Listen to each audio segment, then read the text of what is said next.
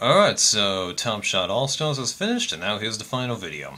Okay, starting with episode 10, first we've got that big circular rotating challenge. Does anyone notice that this time when the monks will shoot the targets, there's a huge amount of smoke that bursts out and covers other targets? In Season 3, when they did this challenge, they didn't have that, so why the heck do they have that going on here? What's the deal?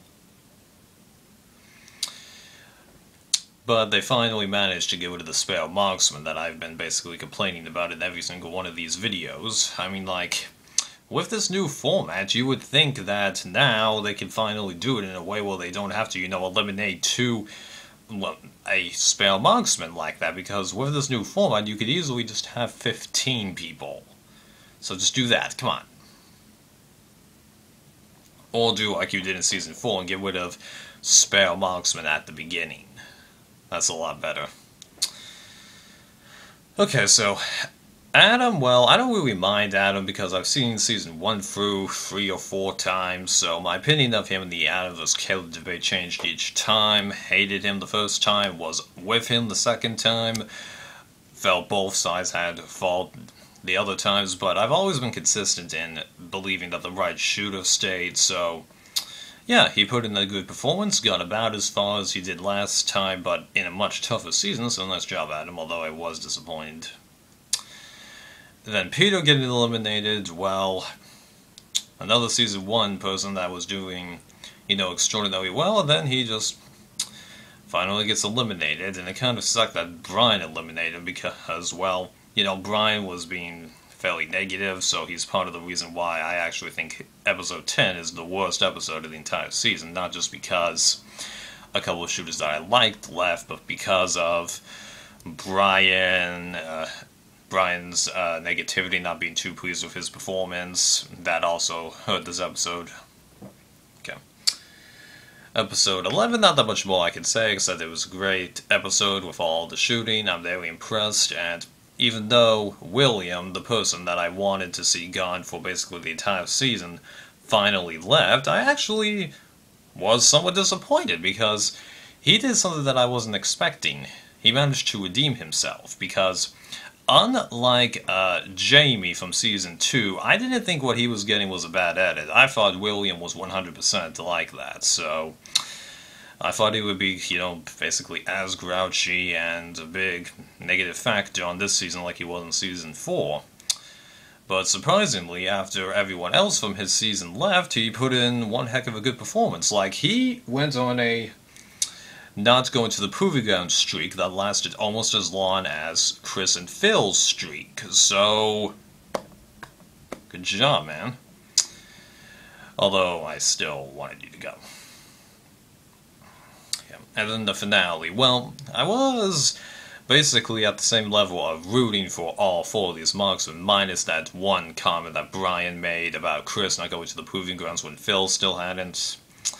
Yeah, that's basically one of my only real gripes with this entire season, the fact that Brian had that one comment. It really sucked because had that comment not been there, then I would have been rooting for all 4 of them equally, and I wouldn't have cared who won out of these 4. Unfortunately, that one comment made me want Brian to go, and he did, but let me tell you, the way he went out, he did not deserve that. It's like JJ from Season 1 in the top 3, because JJ was the person I wanted to see go. 1, because he was kind of rubbing me the wrong way a tad bit, and 2, I wanted a very fair Final 2, and Chris and Ian, as I've mentioned in other videos, were basically the same person. But the way both of these people went out, I hated seeing that happen to them. Man, that sucked. And, like, he did well. He actually was at risk a couple of times this season. He had to pull out some pretty nice shots, but his sportsmanship, that was really impressive. Something that he didn't really get the best chance to demonstrate in Season 2 with all of that negativity, so I think that's all I can say about Brian. A good shooter. And then we get to one of the more heartbreaking eliminations for the season, Gary. Well, it really sucks because he got as far as he did last time, and that was it. And that's really all I can say. He was one of the biggest favorites to win the season for the entire season, and I'd be willing to bet the same thing happened in Season 3, but he comes out short. Albeit this elimination, I think he can hold his head up high, because he still did pretty well. He didn't really disappoint, it just wasn't good enough. Unlike the choosing your shot competition back in Season 3, where one, he got outperformed, and then he wasn't able to make one of his own shots. And then the top two, I gotta admit, like with Season 1, I was rooting for Chris, and unlike Season 1, there was a definitive, shall we say, difference between skills and qualities and positives about these marksmen.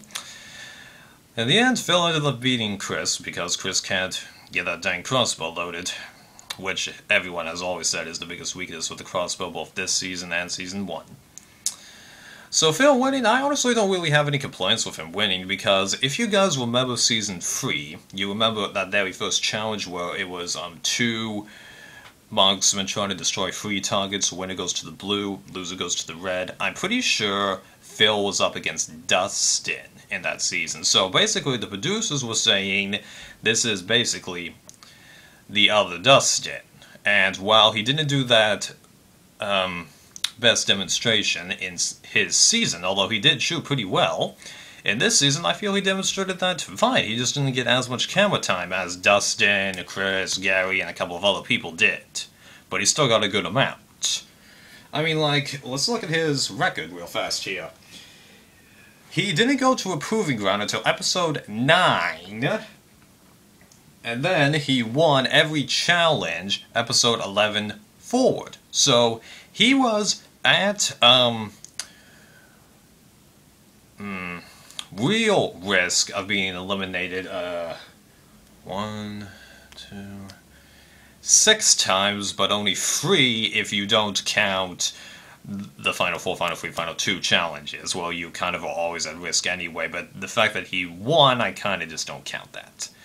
So yeah, he wasn't only perfectly safe 3 times, and that was awesome. He showed that you didn't have to make the Final 4 in your previous season to do pretty well, and that's exactly what he did.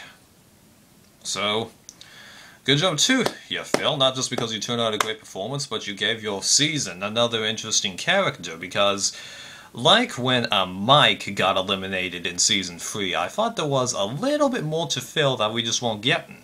And this season, although it didn't prove it as early as I thought it would, it changes it out. So, good job, Phil. You absolutely deserve it. Sure, I did want Chris to win, especially since he did so well this season, and he got so close in his first season, and he got 2nd place twice. But what can you do? This is a winner who absolutely deserved it, along with almost everyone this season, because I gotta be honest, it's been hard to talk about this season, because there isn't really much to talk about except, oh, people did well, oh, I was sorry to see this person go. Really, that's it. So I like this season, but in a way, I kind of have hated making videos about it because there isn't much to say. Even though these all last a good ways, but you gotta remember, I'm combining multiple episodes, even though I'm saying the exact same thing. So, ultimate retrospective of this season, I really liked it. It definitely continues the tradition of the odd seasons of Top Shot being the best, but since they changed the format so much, you could say that this is kind of its own individual season, not just because it's All-Stars, but because if they continue this new format, it's not really the same show anymore. Because of that, I'm actually not going to rank it in comparison to the previous 4 seasons, because it's so different. I definitely think it's better than Season 2 and Season 4, but I don't feel like I can rank it against 1 and 3 because it's so different. I'm definitely rating this 5 out of 5 on Amazon, like I did with Season 1 and Season 3, and I'm really happy not only that Season 3 got a little bit more glory, but Chris gave his season a good amount of glory because, hold on a sec. Most of the people from Season 1 actually either got pretty far or turned out great performances. Blake was actually the only one that didn't really do a great performance, but he was a good shooter already coming in, and yeah. And then Season 2, it got a tad bit of redemption because one of the more controversial, I think, people from its season suddenly got put into a much more positive light. And heck, even Season 4 got a tad bit of redemption in that William, the most hated person from that season, did perform better, although you can argue it actually will be tanked more in people who don't like that season because there were 5 marksmen from that season, and out of the first 5 marksmen eliminated, 4 of them were from Season 4! So that's probably one reason I really enjoyed the season, because almost everyone from Season 4 left just like... But, hey.